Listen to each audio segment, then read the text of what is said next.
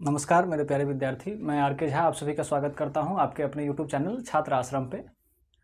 तो जैसा कि 15 नवंबर से यहाँ क्रैश कोर्स जो आप लोगों के 10वीं विद्यार्थी जो बिहार बोर्ड के एग्ज़ाम देने वाले हैं हिंदी माध्यम से, उनके लिए फ्री में स्टार्ट किया गया है। तो उसी में जो है आप लोगों को बहुत सारे लेक्चर्स जो हैं बहुत सारे सब्जेक्ट के, जैसे कि मैथ्स, साइंस और सोशल साइंस का लेक्चर्स आपको एक एक चैप्टर सबका दे दिया गया। मैथमेटिक्स 2 चैप्टर हो गया है, साइंस 1 चैप्टर हो गया है और जो है सोशल साइंस यानी सामाजिक विज्ञान 1 चैप्टर हो गया है। तो उसमें जो है आप फिर से जो है हम साइंस का दूसरा चैप्टर ले रहे हैं, क्योंकि आपको पहले मैथ का एक लेक्चर दिया जा रहा है, फिर साइंस का दिया जा रहा है, फिर एसएस का दिया जा रहा है। तो उसी में मैथ का दूसरा हो गया, अब साइंस का दूसरा लेक्चर जो है दूसरा चैप्टर का लेक्चर होने जा रहा है। तो इसमें जो पहला दूसरा साइंस का जो दूसरा आपको चैप्टर है उसका नाम है अम्ल, क्षार एवं लवण। इसको इंग्लिश में कहते हैं एसिड, बेस एंड सॉल्ट। तो अम्ल, क्षार और लवण जो है हम इस लेक्चर में पढ़ने जाएंगे और समझने के लिए जाएंगे। तो देखिए, चलिए हम इसको स्टार्ट करते हैं। पहला जो आपको इसमें अम्ल को समझना है, सबसे पहले आपको इसमें अम्ल के बारे में समझना है कि अम्ल किसे कहते हैं। अम्ल, जैसे कि नाम से ही इसको इंग्लिश में एसिड कहा जाता है। अम्ल का डिफिनेशन पढ़िए। अम्ल वे पदार्थ होते हैं जो स्वाद में खट्टे होते हैं। ये नीले लिटमस को क्या कर देता है? लाल कर देता है। ये नीले लिटमस पत्र को लाल कर देते हैं। सबसे पहला बात तो अम्ल जो होता है, अगर आप उसको खा करके या टेस्ट करके अगर आप स्वाद लेकर के करिएगा तो आपको जो है वो स्वाद में खट्टा लगेगा, लेकिन सारा का सारा अम्ल को स्वाद करके लेकर के आप नहीं चेक कर सकते हैं। बहुत सारे ऐसे अम्ल हैं जो आपको क्या करेंगे, अगर पीने से या स्वाद लेने से क्या करेगा, आपको हार्म करेगा। जैसे H2SO4 सल्फ्यूरिक एसिड बहुत ही तेजाब की तरह काम करता है, तो आपको हार्म करेगा। तो अगर जो खाने वाला है, जैसे नेचुरल जो भी एसिड है वो खा करके आप पता कर सकते हैं, वो स्वाद में आपको खट्टा लगेगा। दूसरी बात, जिसको आप नहीं खा करके पता कर सकते हैं, जो नेचुरल नहीं है, और सबको तो पता कर ही नहीं सकते हैं, तो उसके जांच के लिए एक लिटमस पत्र आता है। वो लिटमस पत्र अगर नीला कलर का है, नीला लिटमस पत्र है, तो उसको ये क्या कर देगा? लाल कर देगा। इसका जो है आपको एक ट्रिक है कि अम्ल जो है, अम्ल का मतलब ओ लिखिए, अम्ल जो है वो नीला लिटमस को, तो नीला का नी लिखिए यहाँ पर, और नीला लिटमस को क्या कर देता है? लाल कर देता है। यानी लो लिखिए यहाँ पर, अम्ल नीला लिटमस को लाल कर देता है। इसका मतलब क्या हो गया? और इसका फुल फॉर्म पढ़िए आप, तो आपको दिखाई देगा कि ये अनिल लिखा हुआ है। किसी लड़का का नाम होगा भी अनिल, तो यहाँ पर क्या लिखा है? अनिल लिखा है। ओ मतलब अम्ल, नीला मतलब नीला लिटमस पत्र, और लो मतलब लाल। यानी अनिल क्या करेगा? अम्ल नीला लिटमस पत्र को क्या करेगा? लाल कर देगा। ये आपको ट्रिक है इसको याद करने का। तो अम्ल के बारे में हमने पढ़ा कि वे पदार्थ होते हैं जो स्वाद में खट्टे होते हैं, और ये नीले लिटमस को क्या कर देता है? लाल कर देता है। और जल में घुलने पर क्या देता है? H+ आयन देता है, हाइड्रोजन आयन देता है। H+ आयन, अगर अम्ल को अगर आप पानी में डाल दीजिएगा, जल में डाल दीजिएगा, तो उसमें देखिएगा कि H+ आयन में वो क्या हो गया है? टूट गया है। जैसे यहाँ पर कोई हम एग्जाम्पल लेकर के आपको दिखा देते हैं, H2SO4 कोई एग्जाम्पल है आपको। H2SO4 ये एसिड है, इसको अगर पानी में डालिएगा तो H+ SO4 2- के रूप में ये टूट जाएगा।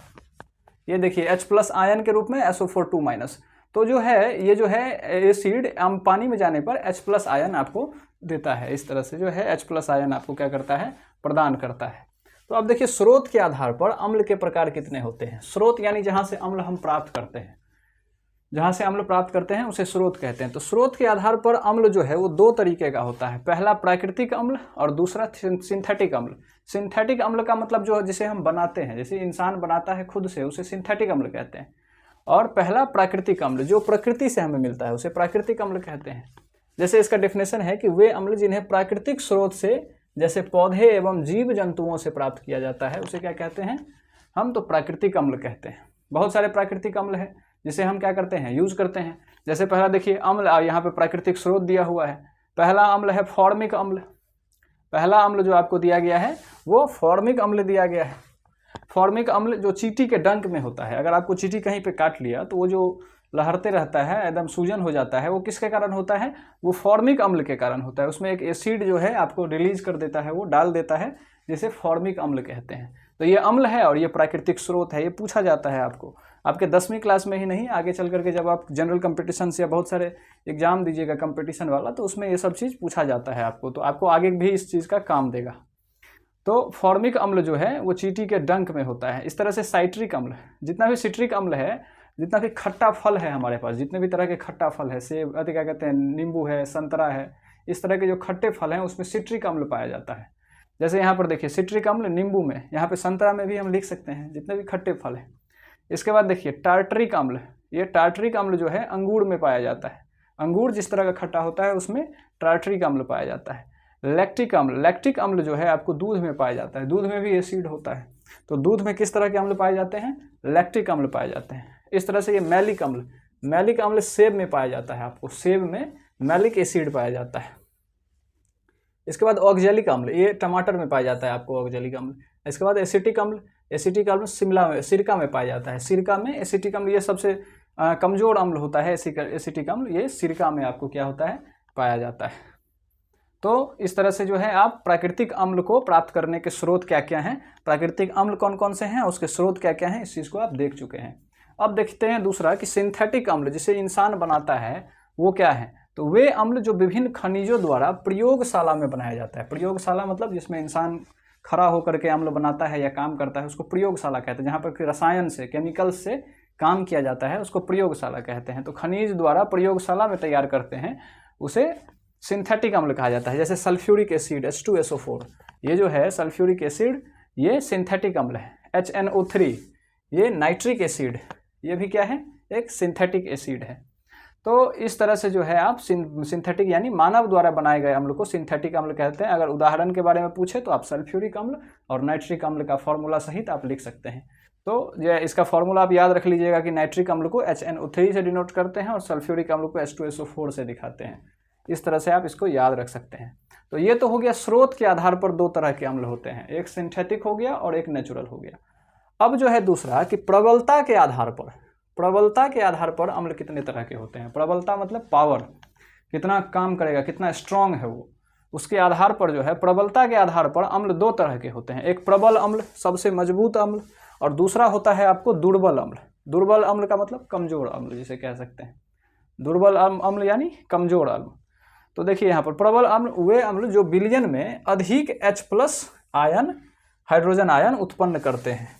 अधिक H+ आयन, जो जितना H+ आयन देगा वो उतना ज़्यादा स्ट्रांग होगा, उसका जो मजबूती है उतना ज़्यादा होगा, वो उतना ज़्यादा जो है आपको क्या करेगा, प्रभाव दिखाएगा अपना। और अगर कम ही H+ आयन पानी में आया है, H+ आयन विलयन में बहुत कम दिया है, तो वो एसिड का काम क्या है? H+ देना। जितना ज़्यादा H+ देगा वो उतना मजबूत होगा, जितना कम देगा उतना वो दुर्बल होगा। तो वही कह रहा है कि जो अम्ल विलयन में अधिक H+ आयन देता है उसे प्रबल अम्ल कहते हैं, मजबूत अम्ल कहते हैं। जैसे ये सब मजबूत अम्ल है जो H2SO4, HNO3 यहाँ पर भी दिया हुआ है।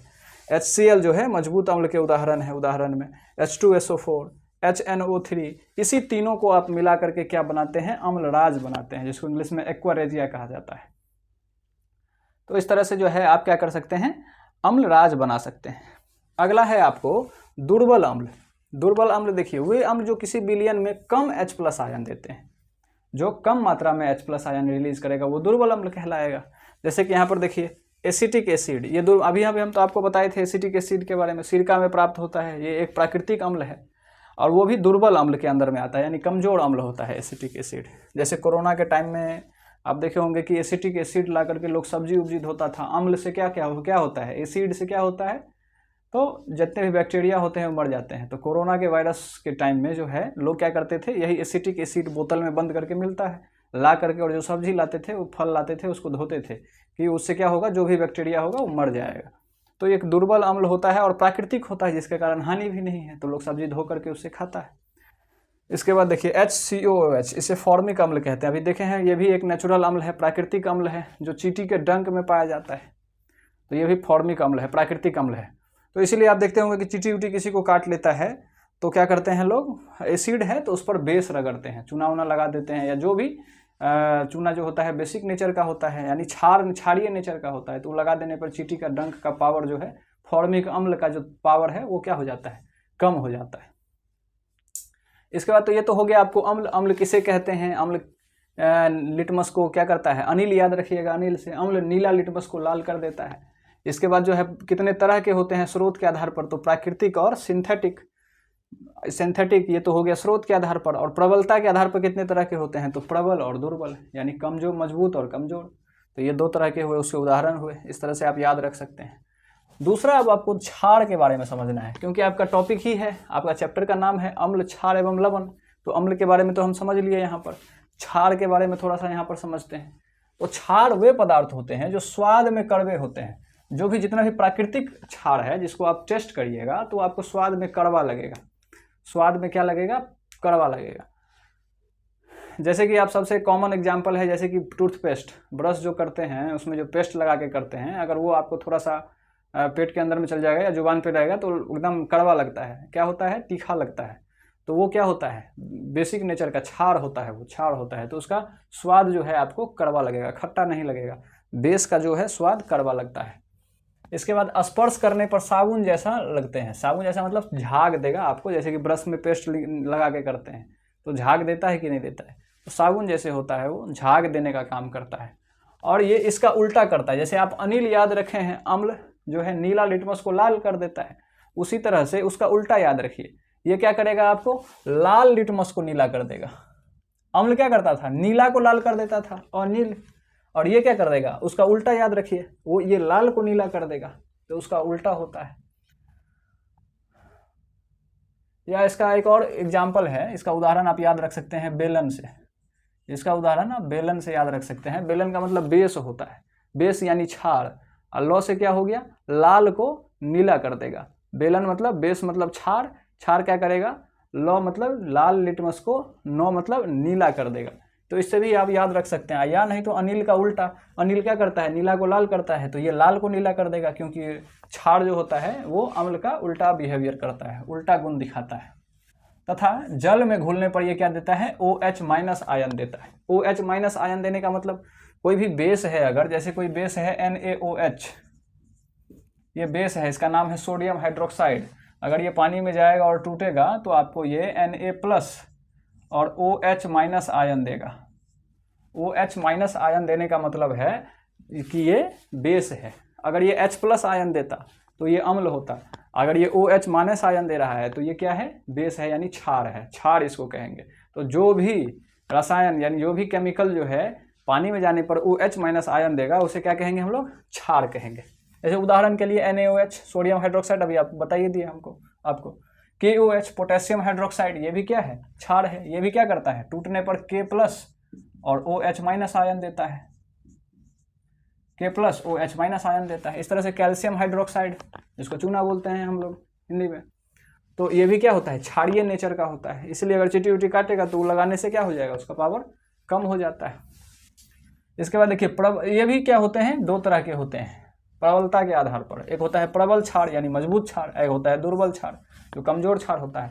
तो ये क्या करता है? विलयन में जाने पर OH- आयन देता है। तो जो ज्यादा OH- आयन देगा वो प्रबल होगा, और जो कम OH- आयन देगा वो दुर्बल होगा। जाहिर सी बात है। वही यहाँ पे एग्जाम्पल डेफिनेशन में लिखा है कि क्षार जो जल में घुलने पर अधिक OH- आयन देते हैं, आयन उत्पन्न करते हैं, प्रबल क्षार कहलाते हैं। जैसे NaOH एक प्रबल क्षार है, KOH एक प्रबल क्षार है। उसी का अपोजिट दुर्बल क्षार में देखिए, वे क्षार जो जल में घुलने पर अल्प मात्रा में OH- आयन उत्पन्न करते हैं, बहुत कम मात्रा में OH- आयन देता है, इसे हम दुर्बल क्षार कहते हैं। जैसे देखिए NH4OH अमोनियम हाइड्रोक्साइड, ये दुर्बल है, मतलब ये कम, अगर पानी में डालिएगा तो बहुत कम टूटता है, बहुत कम OH- आयन क्या करता है? पानी में या बिलियन में देने का काम करता है। तो अगर बिलियन में उतना ज़्यादा नहीं दिया, मान लीजिए कोई 100 OH- आयन दिया पानी में और कोई 10 ठो दिया OH- आयन, तो 100 वाला क्या होगा? ज़्यादा पावरफुल होगा, प्रबल अम्ल, प्रबल क्षार होगा वो। और जो 10 ठो OH- दिया पानी में, आयन दो भाग में टूट जाता है, जब भी क्षार को डालिएगा तो प्लस और माइनस में टूट जाता है, तो OH- में टूट करके OH- आयन देता है। वो अगर 10 ठो दिया तो वो दुर्बल क्षार के अंदर में आएगा। तो अमोनियम हाइड्रोक्साइड एक दुर्बल क्षार का क्या है? उदाहरण है। इसके बाद देखिए सूचक के बारे में समझते हैं। सूचक, सारा अम्ल या क्षार हम खा करके तो नहीं चेक करेंगे। मान लीजिए हमको कोई अननोन बर्तन में कुछ ला करके दे दिया आदमी कि पता करिए तो जो है ये अम्ल है या क्षार है, तो क्या करेंगे? उठा के पी लेंगे। पीने से तो नहीं होगा, अगर पी लेंगे तो हम ही मर जाएंगे। अगर वो तेजाब निकला तो हम ही स्वाहा हो जाएंगे। तो जो है हम क्या करते हैं? उस तरह का बेवकूफ़ी नहीं करते हैं। हम लोग समझदार आदमी हैं, तो हम लोग क्या करते हैं? सूचक का यूज़ करते हैं। सूचक यानी इसको इंग्लिश में कहते हैं इंडिकेटर। इंडिकेटर हिंदी में कहा जाता है उसको सूचक। वो इंडिकेट कर देता है किस चीज़ को? कि अम्ल है कि क्षार है। ये इंडिकेटर क्या करता है? अम्ल क्षार, वो बर्तन में पानी की तरह आपको लिखेगा। जैसे कि तेजाब है, बैटरी में अगर आप पानी उनी में तेजाब डाले हैं H2SO4, अगर आप बचपन में देखे होंगे तो बैटरी आता था, उसमें पानी और H2SO4 तेजाब मतलब मिला करके उसमें दिया जाता था, तो वो भी पानी की तरह लगता है, देखे होंगे अगर H2SO4 को। तो उसको वो H2SO4 अम्ल है कि क्षार है कि पानी है, कैसे पता करिएगा आप? पी के पता करिएगा तो मर जाइएगा। तो उसको पता करने के लिए कुछ सूचक होते हैं, कुछ इंडिकेटर होते हैं, उसी के बारे में हम यहाँ पे क्या करेंगे, पढ़ेंगे, जो बताता है कि वो बर्तन में अम्ल है कि क्षार है कि क्या है, नहीं है। तो वो उसका परिभाषा सुनिए। वे पदार्थ जो किसी दिए गए विलयन में अम्ल या क्षार की उपस्थिति की पहचान करता है, कौन सा अम्ल है या क्षार उपस्थित है इस बात की पहचान करता है, सूचक कहलाते हैं। इसके रंग या गंध अम्लीय तथा क्षारीय माध्यम में बदल जाता है। यानी ये सूचक क्या करता है, सूचक जैसे अभी आप देखें कि ये इंडिकेटर है, मतलब कि ये जो अनिल के बारे में आपको बताएं, नीला लिटमस पत्र, लिटमस पत्र क्या होता है, वो भी सूचक का काम करता है, वो क्या इंडिकेटर है। तो वो क्या करता है, अपना रंग नीला से लाल बदल लेता है। तो नीला से नीला वाला डालें और लाल हो गया तो कहेंगे कि इसमें अम्ल है, और अगर लाल वाला डालें और नीला हो गया तो उसको कहेंगे कि उसमें क्षार है। अगर लाल वाला डालिएगा, अगर एसिड होगा और लाल वाला डालिएगा तो लाल का लाल ही रह जाएगा, क्योंकि एसिड जो है, अम्ल जो है, नीला को लाल करता है, लाल को नीला नहीं करता है। तो वो क्या करिएगा, अगर आप नीला वाला डालिएगा तभी लाल होगा, अगर लाले वाला डाल दीजिएगा तो लाल ही रह जाएगा, वो कभी दूसरा रंग नहीं पकड़ेगा। तो लाल वाला लाल ही रह गया तो इससे ही पकड़ सकते हैं आप कि ये अम्ल है या क्षार है। तो क्या होगा, अगर पानी हुआ तो भी नहीं बदलेगा, पानी में तो नहीं बदलता है, तो नीला को लाल कर देगा तो वो क्या कहलाता है आपको, अम्ल कहलाता है। तो इस तरह से आप समझ सकते हैं इंडिकेटर के बारे में, सूचक वो बता देता है कि अम्ल है कि क्षार है। अगर हम उसमें डालें और लाल वाला डालें और नीला हो गया तो कह देंगे कि इसमें क्षार है। तो इस तरह से बिना पिए आप क्या कर सकते हैं, बिना टेस्ट किए आप बता सकते हैं। अब देखिए सूचक कितने प्रकार के होते हैं। सूचक मुख्यतः 3 समूह में बांटा जाता है सूचक को, सूचक यानी इंडिकेटर को। एक हो गया प्राकृतिक सूचक, हमारे नेचर में भी, हमारे प्रकृति में भी क्या है, बहुत सारे इंडिकेटर उपस्थित हैं। तो प्राकृतिक सूचक के बारे में पहला पढ़ते हैं, इसके बाद नेक्स्ट स्लाइड में आपको और सारे इंडिकेटर यानी सूचक के बारे में बताए जाएंगे। यहाँ पर बस एक आपको जो है प्राकृतिक सूचक के बारे में बताया गया है। वे सूचक जो प्राकृतिक स्रोत से प्राप्त होते हैं प्राकृतिक सूचक कहलाते हैं। प्रकृति से जो मिलेगा वही प्राकृतिक सूचक होता है। जैसे लिटमस के बारे में पीछे भी पढ़े हैं आप। हल्दी भी एक क्या है, अम्ल या क्षार को पता करने वाला इंडिकेटर है। हल्दी डाल के भी आप पता कर सकते हैं। चाइना रोज, जिसको अड़हुल कहा जाता है, अड़हुल के बारे में आप जानते होंगे। तो चाइना रोज से भी क्या किया जाता है, आपको अम्ल या क्षार के बारे में पता लगाया जाता है। इसके बाद लौंग भी जो है एक इंडिकेटर है, सूचक है अम्ल या क्षार के बताने के लिए। तो पहला हम इसमें लिटमस के बारे में समझते हैं। लिटमस बहुत ही प्रचलित है, बाद बाकी जो भी है वो तो है ही, लेकिन उसका उपयोग उतना नहीं होता है जितना लिटमस का होता है। लिटमस ही ज़्यादातर अम्ल या क्षार को पता करने के लिए उपयोग किया जाता है। तो लिटमस के बारे में पूछ देता है एग्जाम में भी, तो जान लीजिए कि लिटमस है क्या। तो लिटमस जो होता है जल में घुलनशील एक रंजक है, जिसे थैलोफाइटा समूह के लाइकेन नामक पौधे से प्राप्त किया जाता है। थैलोफाइटा समूह का मतलब है कि बहुत सारे पौधे, जो जितने भी पौधे होते हैं उसका अलग अलग समूह होता है। जैसे हम लोग इंसान हैं, जहाँ हम लोग जानवर के श्रेणी में आते हैं, जानवर में भी इंसान है, तो हमारा जो समूह है वो होमो है, तो हम लोगों को होमो सेपियंस बोला जाता है। हम होमो समूह से आते हैं, हम लोग जो इंसान हैं होमो से आते हैं, तो हम लोगों को होमो सेपियंस, अगर आप बायोलॉजी पढ़ेंगे तो उसमें लिखा होगा, और उसमें होमो सेपियंस हम लोगों को कहा जाता है। उसी तरह से पौधे के भी बहुत सारे समूह हैं, तो उसमें से थैलोफाइटा समूह में जो है लाइकेन नाम का पौधा होता है। उसी लाइकेन नाम के पौधा से जो है आपको लिटमस प्राप्त किया जाता है, लिटमस का पाउडर प्राप्त किया जाता है। यह न तो अम्लीय और न तो क्षारीय होता है। लिटमस है ये न तो अम्लीय होता है न ही क्षारीय होता है, क्योंकि इसका गुण है क्या, इंडिकेटर का काम करता है। अगर अम्ल में डालिएगा तो नीला कलर डाल करके दीजिएगा, अम्ल में डालिएगा तो लाल हो जाएगा, अगर उसको क्षार में डालिएगा तो लाल कलर का होगा तो नीला हो जाएगा। तो अगर ये दोनों नेचर का होता है, न ही अम्लीय होता है न ही क्षारीय होता है, क्योंकि ये अम्ल क्षार को पता ही करेगा तो खुद ये अम्ल हो जाएगा या खुद ये क्षार हो जाएगा तो गड़बड़ हो जाएगा। इसलिए यह न तो अम्लीय होता है न ही क्षारीय होता है। ऐसे में यह बैगनी रंग का होता है। और ये किस कलर का होता है, बैगनी रंग के कलर का होता है, बैगनी रंग का होता है। अब देखिए ये तो लिटमस के बारे में समझे। और लिटमस को क्या कर दिया जाता है, एक पेपर के ऊपर में लगा दिया जाता है। लिटमस पाउडर जो है निकाला जाता है लाइकेन नाम के पौधा से, और उसको एक पेपर के ऊपर में लगा दिया जाता है, और उसको फिर से वो पेपर लेकर के क्या किया जाता है, पत्ता, लिटमस पत्र जिसको कहते हैं, उसको अम्ल या क्षार में डुबोया जाता है। तो लिटमस पत्र के बारे में समझिए क्या होता है। लिटमस पत्र 2 रंगों के होते हैं। देखिए पहले कह दिया 2 रंग का, एक होगा क्या नीला, एक होगा लाल। 2 रंग के बनाए जाते हैं। उस पाउडर को नीला रंग करके फिर से डाला जाता है और एक लाल रंग करके डाला जाता है। तो 2 रंगों के लिटमस पत्र होते हैं जिन्हें अम्ल तथा क्षार की पहचान करने में प्रयोग में लाया जाता है। तो दोनों कलर के होते हैं, लाल और नीला। तो इसे अम्ल और क्षार दोनों को पता करने के लिए प्रयोग में लाया जाता है।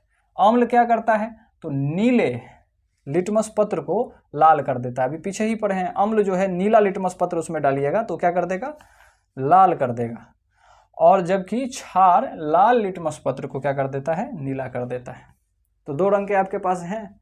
आपके पास बर्तन में दिया गया कि पता करिए क्या है, तो आप क्या करिएगा, नीला वाला तोड़ के उसमें डालिएगा। अगर लाल हो गया तो कहिएगा कि ये अम्ल है, और दूसरी बार लाल ला करके डालिएगा। अगर वो नीला हो गया तो भी कहिएगा कि ये क्षार है। तो इस तरह से आप पता कर सकते हैं रंग के माध्यम से जो एसिड है या बेस है, यानी अम्ल है या क्षार है। तो अब इसके आगे वाली स्लाइड में जो है हम लोग क्या करते हैं, अगले सूचक के बारे में इसमें पढ़ते हैं। तब तक हम यहाँ से हट जा रहे हैं। आप क्या करिए, बहुत ही शॉर्ट्स में नोट्स बना करके आपको दिया गया है, क्योंकि ये टारगेट मतलब कि यानी कि क्रैश कोर्स है। इसमें उतना समय नहीं होता है कि बहुत धीरे धीरे आराम आराम से एक एक चीज़ को अगर हम उस तरह से करने लगे तो आपका ही हानि है।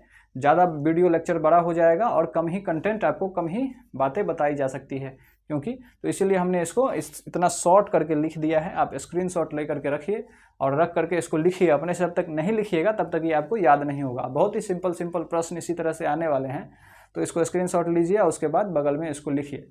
तो हम यहाँ से हट जा रहे हैं, आप तब तक स्क्रीनशॉट लीजिए, फिर हम इसके बाद आपको दूसरा वाला पढ़ाते हैं सूचक के बारे में।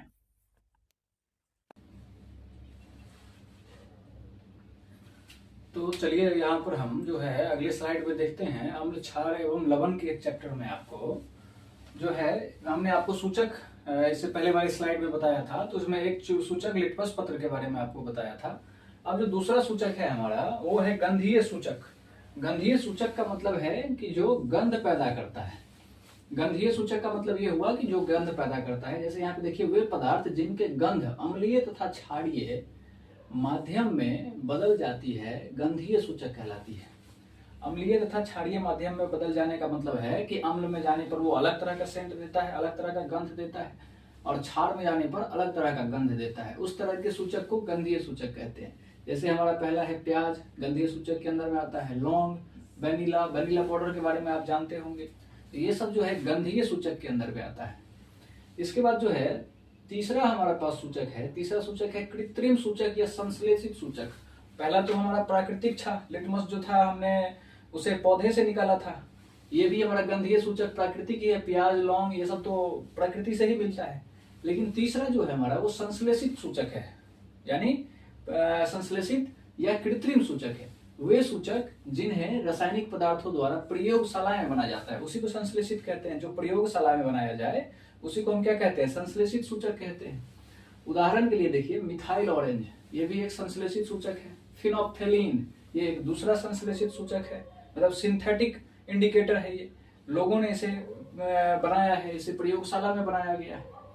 इसका उपयोग अम्ल तथा क्षार की जांच करने के लिए किया जाता है। कोई भी सूचक होगा तो उसका उपयोग जो है अम्ल तथा क्षार की ही जांच करने के लिए की जाती है। अब देखिए अगला टॉपिक है अम्लों के रासायनिक गुण।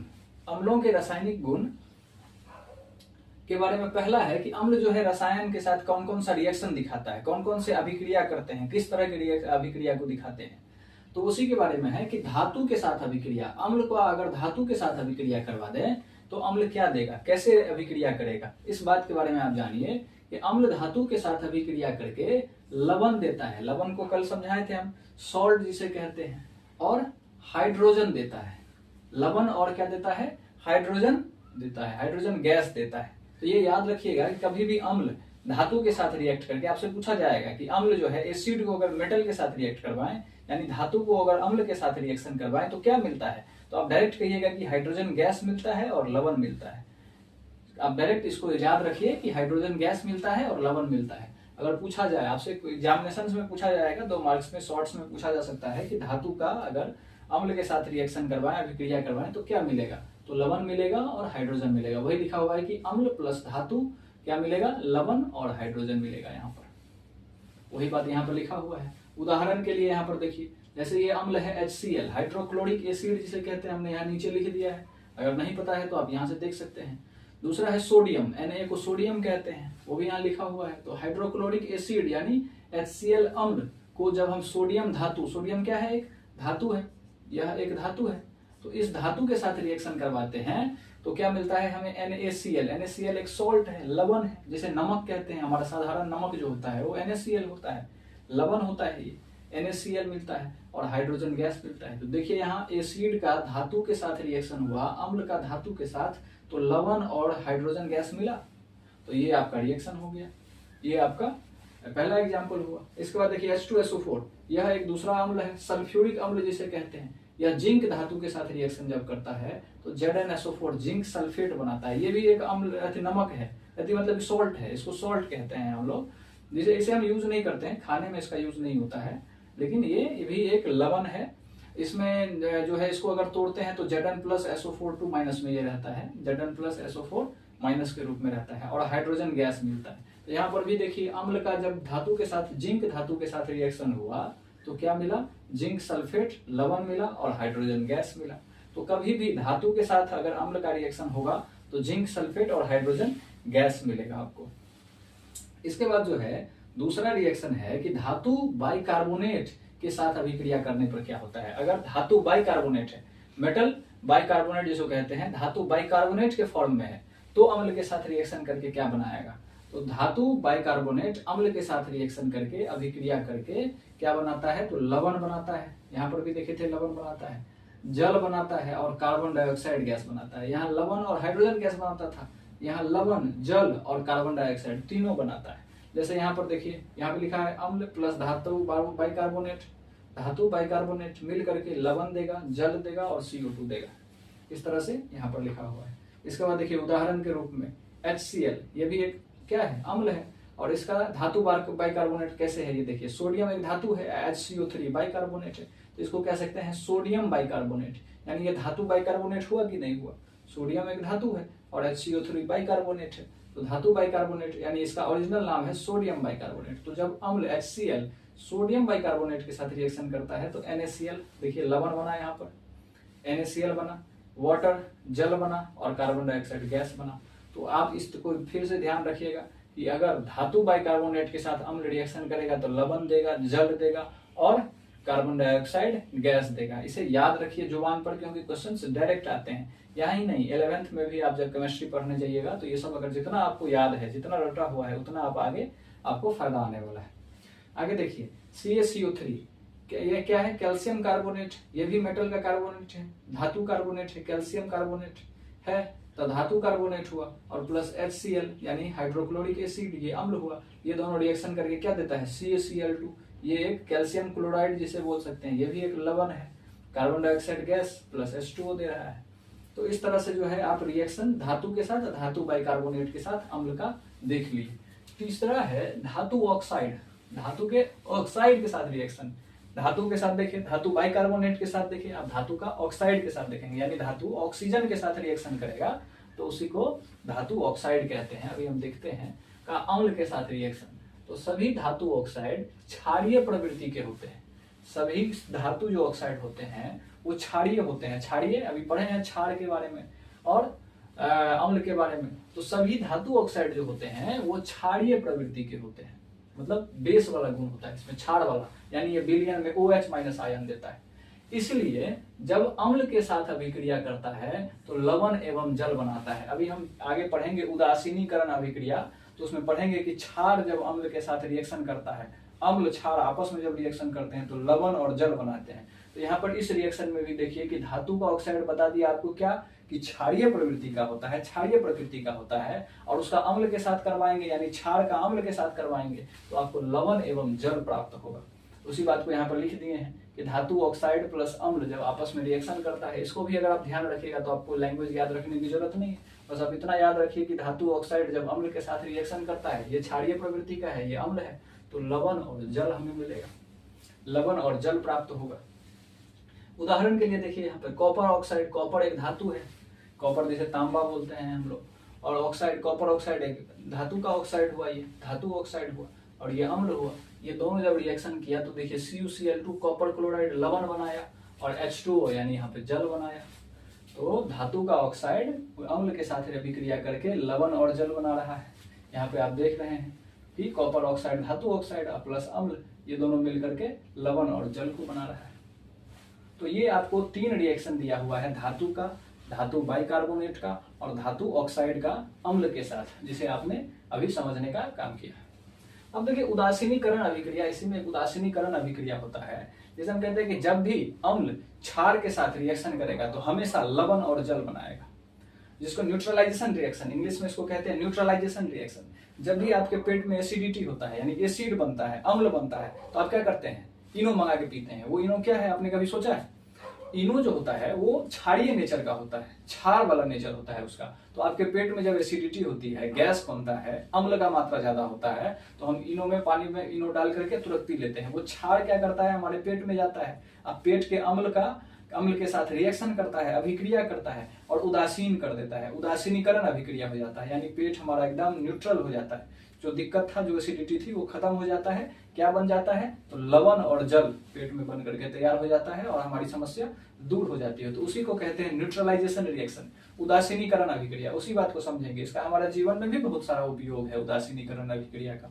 जैसे हमने आपको बताया था कि चींटी के डंक में फॉर्मिक एसिड होता है, फॉर्मिक अम्ल होता है, और एसिड है तो उस पर बेस क्या करिएगा, क्षार अगर रगड़िएगा तो उदासीन कर देता है, उदासीनीकरण अभिक्रिया करके उसको उदासीन कर देता है। तो आपका वो जो दुख रहा है, वो जो समस्या है, वो खत्म हो जाता है। तो देखिए उदासीनीकरण अभिक्रिया वह रासायनिक अभिक्रिया जिसमें अम्ल तथा क्षार आपस में अभिक्रिया करके लवण तथा जल बनाते हैं। बस ये याद रखिए कि अम्ल क्षार जब आपस में अभिक्रिया करेगा तो लवण और जल बनाते हैं। इसी अभिक्रिया को उदासीनीकरण अभिक्रिया कहलाती है। यही अभिक्रिया उदासीनीकरण पूछ देता है, बार बार पूछता है। तो अम्ल प्लस क्षार क्या बनाया, लवण प्लस जल। तो इस तरह से डेफिनेशन आप देके, परिभाषा देके इस तरह से आप लिख दीजिएगा और एक उदाहरण दे दीजिएगा तो आपको पूरे मार्क्स मिल जाएंगे। जैसे अम्ल के बारे में आप बहुत सारे अम्ल के बारे में अभी तक पढ़ चुके हैं। HCl अम्ल है, HNO3 नाइट्रिक अम्ल है, H2SO4 सल्फ्यूरिक अम्ल है। तो उसी तरह से कोई एक अम्ल ले लीजिए। जैसे हमने HCl यहाँ पर ले लिया, HCl और एक बेस जो क्षार है वो सोडियम हाइड्रोक्साइड है, यहाँ पर NaOH, सोडियम हाइड्रोक्साइड इसको कहते हैं। अभी हमने आगे भी देखा था पिछले वाले स्लाइड में। तो सोडियम हाइड्रोक्साइड एक क्षार है और HCl एक अम्ल है। जब दोनों आपस में रिएक्शन करता है तो देखिए लवण बनाया, NaCl लवण बना कि नहीं बना, NaCl एक लवण है, नमक है, और यहाँ पे देखिए जल बना। तो यहाँ पर अम्ल जब क्षार के साथ रिएक्शन किया तो लवण और जल बन करके तैयार हुआ। हमेशा अम्ल और क्षार जब भी रिएक्शन करेगा तो क्या बनेगा, लवण और जल बन करके आपको तैयार मिलेगा होगा। फिर एक दूसरा उदाहरण ले लीजिए, HCl अभी आप देखें ये अम्ल है, और KOH यानी OH है तो OH माइनस क्षार में होता है, तो OH ये क्षार है। जब ये अम्ल क्षार के साथ रिएक्शन करेगा तो क्या बनाएगा, KCl पोटेशियम क्लोराइड। ये भी एक क्या है, लवण है, ये क्या है, लवण है, और ये क्या है, जल है। तो फिर से उदासीनीकरण अभिक्रिया हुआ, अम्ल क्षार के साथ अभिक्रिया करके उदासीनीकरण अभिक्रिया किया। तो इस तरह से आप समझ सकते हैं। तो इस तरह से आपका उदासीनीकरण अभिक्रिया जो है समाप्त हो गया। अब अगला टॉपिक है आपके पास पीएच स्केल। पीएच स्केल एक मापने वाला मीटर है, एक मापने वाला पैमाना है कि कितना अम्ल कितना पावरफुल है, या क्षार है तो कितना पावरफुल है, अम्ल का पावर या क्षार का पावर कितना प्रबल है कितना दुर्बल है। इस बात की जानकारी इस पीएच स्केल से पता लगता है। इसके बारे में आइए पढ़ते हैं। पीएच स्केल किसी विलयन की अम्लीयता यानी अम्ल कितना पावरफुल है या क्षारकता कितना क्षारीय है को मापने के लिए बनाया गया है। मापने के लिए बनाया गया एक पैमाना है। यह विलयन में उपस्थित H+ यानी अगर अम्ल होगा तो H+ आयन होगा उसमें की सांद्रता को ज्ञात करता है, जिसके आधार पर यह विलयन को मान प्रदान करता है, जिसे पीएच मान कहते हैं। पीएच मान यानी अगर आपने किसी बर्तन में जो है अम्ल घोल करके रखा हुआ है तो उसमें H+ आयन वो देगा। तो H+ आयन कितनी ज्यादा है, H+ आयन की हाइड्रोजन आयन की सांद्रता कितनी है, कितना ज्यादा मात्रा में है, इसके आधार पर क्या करता है, पीएच मान एक देता है, एक मान तैयार करके देता है। उससे क्या होता है, उसी को हम पीएच मान कहते हैं। तो आगे चलिए पीएच मान के बारे में हम जानते हैं। पीएच स्केल में 1 से 14 तक लेकर के मान होगा। पीएच जो स्केल होता है वहां पे हम दिखाए हैं 1 से 14 तक उसमें लिखा रहेगा पट्टी पर, 1 से लेकर के 14 तक लिखा रहता है। अब उसका मतलब क्या है, पीएच मान कितना रहेगा तो क्या समझेंगे उसके बारे में समझते हैं हम। देखिए तो विलयन में हाइड्रोजन आयन की सांद्रता, विलयन में हाइड्रोजन आयन यानी H+ आयन की सांद्रता जितनी अधिक होगी पीएच मान उतना ही कम होगा। यानी 1 से 14 तक जो लिखा हुआ है, तो 1 से 14 तक में जितना कम, मतलब कि जितना ज्यादा जो है H प्लस आयन का मात्रा होगा उतना कम जो है pH का मान होगा। pH का मान यानी 1 है तो उसमें H प्लस आयन की जो सांद्रता है वो सबसे ज्यादा है। सांद्रता का मतलब मात्रा कितना ज्यादा है, तो H प्लस आयन की मात्रा सबसे ज्यादा है। अगर pH मान बहुत कम है तो 1 के लगभग है तो बहुत ज्यादा है।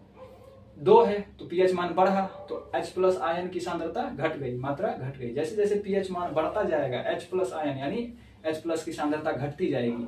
H प्लस आयन की सांद्रता कम घटने का मतलब क्या है कि उसका जो एसिड होने का पावर है, एसिडिक पावर जो है वो क्या होगा, अम्ल का पावर जो है घटता जाएगा।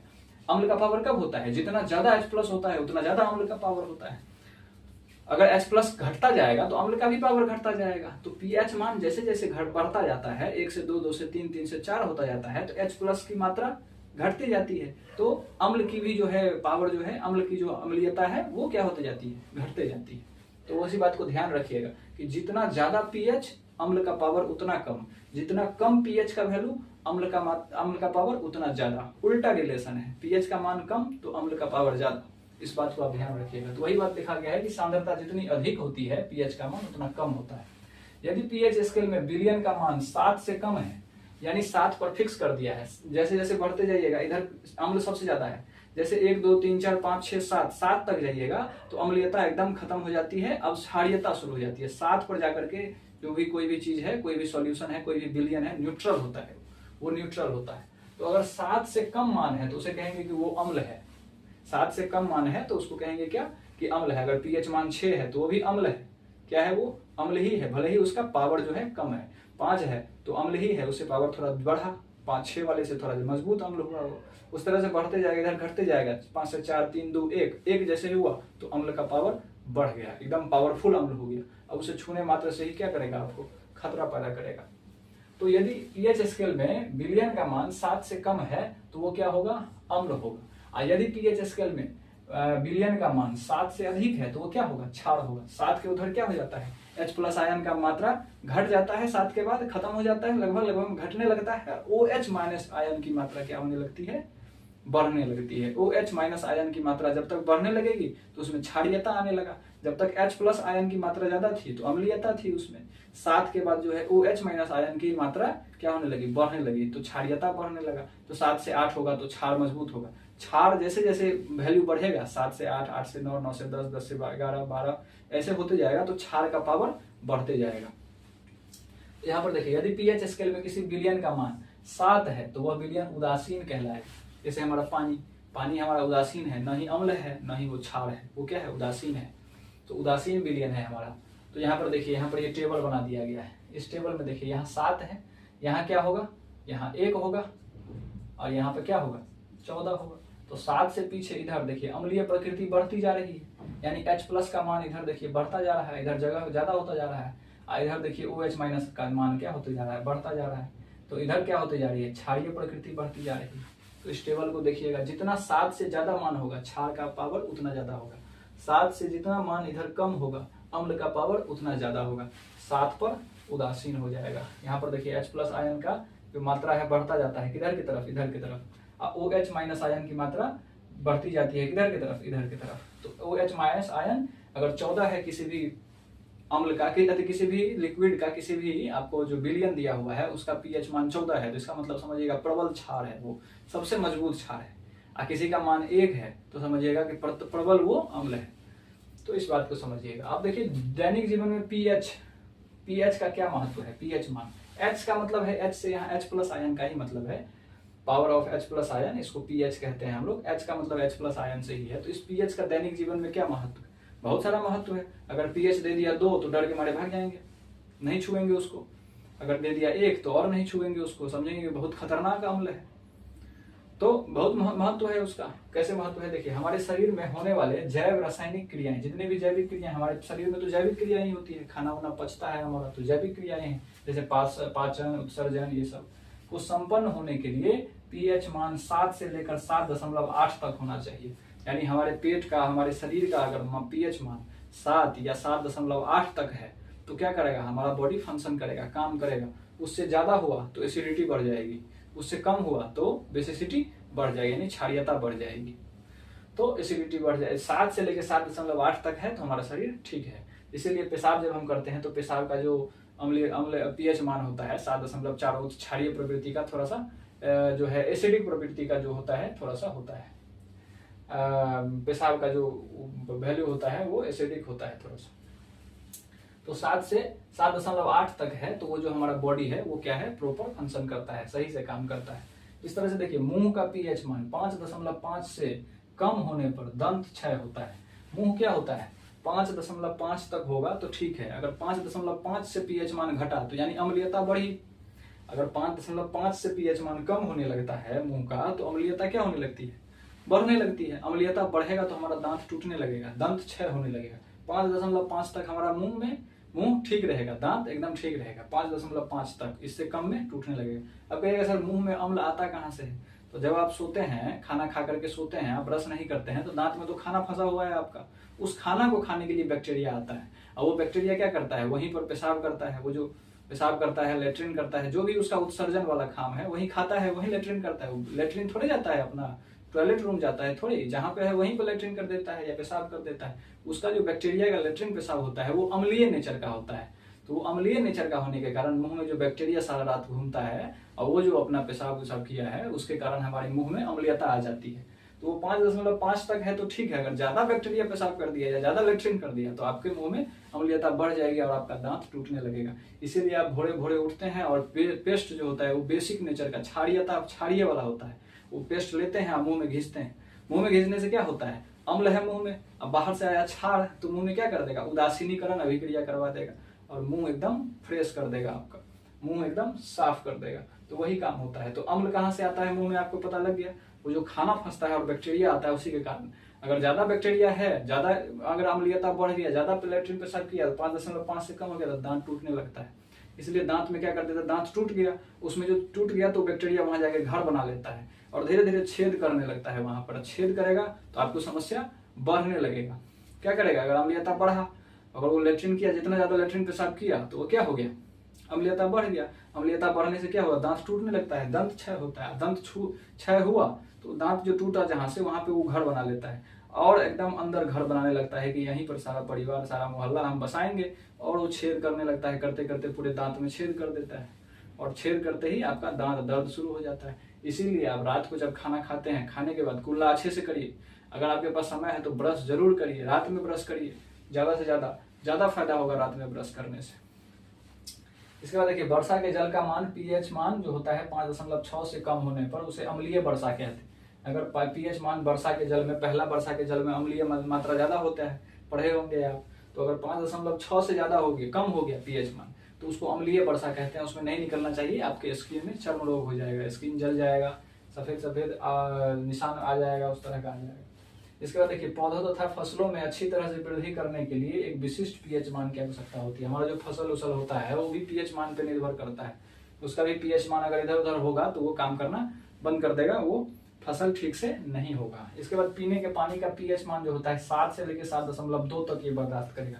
बिल्कुल ये उदासीन होता है, 7 होना चाहिए या 7.2, मतलब उससे ज्यादा बर्दाश्त नहीं करेगा वो, उससे ज्यादा में अम्लीयता आ जाएगी या क्षारीयता आ जाएगी, तो तक होना चाहिए। पीएच मान जो 7 का होता है, 7 मान जो होता है उदासीन माना जाता है। 7 पीएच मान उदासीन माना जाता है, जो पहले भी हमने आपको बताया है। तो ये पीएच मान का बात हुआ और इधर अम्ल और उदासीनीकरण अभिक्रिया और पीएच के बारे में हमने आपको बताया कि पीएच मान आखिर होता क्या है। तो पीएच मान यानी H+ आयन की मात्रा कितनी ज्यादा है उस बात पर निर्भर करता है। तो ये हुआ। इसके बाद आपका जो है लेक्चर जो आएगा उसमें लवण के बारे में आपको बताया जाएगा। इसके बाद चैप्टर खत्म हो जाएगा, थोड़ा सा है, 10 से 15 मिनट का वो लेक्चर होगा लगभग में आपका, और वो लेक्चर में खत्म हो जाएगा आपको। तो जो है आपको ये नोट्स जो है आप क्या करिए, उतारिए और रिविजन करिए बार बार, और ज्यादा से ज्यादा फैमिली में क्या करिए, इसको शेयर करिए, ज्यादा से ज्यादा लोगों को क्या करिए, आप इस यूट्यूब चैनल का थोड़ा सा ग्रो करने में मदद करिए, क्योंकि जितना ज्यादा बड़ा परिवार होगा उतने में पढ़ने में आपको भी अच्छा होगा और हमें भी ज्यादा समझाने में क्या होगा, मदद मिलेगा, बल मिलेगा कि नहीं हम जो मेहनत कर रहे हैं वो हमारे बहुत सारे लोगों तक जा रहा है, लोग सराह रहे हैं उस चीज को। थोड़ा सा बड़ा फैमिली होने पर थोड़ा सा ज्यादा अच्छा पढ़ाने में मन लगता है और आपको भी समझने में थोड़ा सा, आपको भी उस पर पढ़ने में ज्यादा मजा आएगा। अब देखिएगा कि सब्सक्राइबर ज्यादा है तो आपको लगेगा हाँ हमारी जो फैमिली है वो क्या है, बड़ी फैमिली है हमारे यूट्यूब चैनल का। तो इसको सब्सक्राइब करिए, शेयर करिए, ये सब काम करिए और इसको स्क्रीनशॉट लेकर के लिख लीजिए, लिख करके अभ्यास करिए। लिखिएगा ना, अभी जैसे हमने आपको समझा दिया था आप तो समझ ली, अब स्क्रीनशॉट ले लीजिए, फिर टाइम निकाल करके एक बार समझ के लिखिएगा, तो वो रिवीजन हो जाएगा। बस इतना ही काफी है, इतना कर लीजिएगा, उसको रिवीजन करके याद रख लीजिएगा, वो एग्जाम में आकर जाकर के बढ़िया काम देगा। नहीं तो इस यूट्यूब चैनल पे, उस यूट्यूब चैनल पे, यहाँ 50 ऑब्जेक्टिव, वहाँ 50 ऑब्जेक्टिव, इस तरह से अगर भटकिएगा तो कहीं कुछ याद नहीं रहेगा। आप लिमिटेड जगह पे पढ़िए, कुछ खास जगह पे पढ़िए, सही जगह पे पढ़िए, सही जो कंटेंट आपको दिया जा रहा है उसको लिखिए और उसको रिवीजन करिए। यही एग्जाम में बढ़िया मार्क्स लाने का अच्छा तरीका है। अगर आप 100 जगह पे पढ़िएगा तो अच्छा मार्क्स नहीं आएगा। जैसे हमने जैसे एक बंदर था, तो बंदर क्या करता था, उसको लगा प्यास, बंदर को क्या लगा, तो प्यास लगा, तो उसे कहा कि जमीन के नीचे पानी मिलता है, तो बंदर क्या किया, तो एक खोदना शुरू किया, तो एक हाथ खोदा तो उसे पानी नहीं मिला, तो बंदर परेशान हो गया, कहा कि बहुत गलत बात है, पानी जमीन के नीचे कहाँ है। फिर वहां से कूद के दूसरे जगह पे गया, फिर एक हाथ कूदा, फिर नहीं मिला, फिर वहां से कूद के 100 जगह पर इस तरह से खोदा, तो 100 जगह पे खोदने के बाद भी पानी नहीं मिला, परेशान होकर वो भाग गया। तो कहने का मतलब ये है कि अगर वो एक ही जगह पर पानी खोदता, अगर वो मिट्टी को एक ही जगह पे खोदता और वो ज्यादा से ज्यादा गहराई पे जाता तो क्या मिलता, उसको पानी मिल जाता। लेकिन वो क्या किया, उससे ज्यादा खोद दिया, 100 जगह पे जाके खोद दिया, लेकिन उसको पानी नहीं मिला। तो वही है, एक जगह पर बैठ करके आप बढ़िया से स्टडी करिए, बढ़िया से रिवीजन करिए, बढ़िया से बढ़िया मार्क मिलेगा, ना कि 100 जगह भटकने से आपको अच्छे मार्क्स मिलेंगे। तो चलिए हम हट जा रहे हैं, आप इसे क्या कर लीजिए, स्क्रीनशॉट ले लीजिए। चलिए, इतना सुनने के लिए आप सभी लोगों का बहुत बहुत धन्यवाद।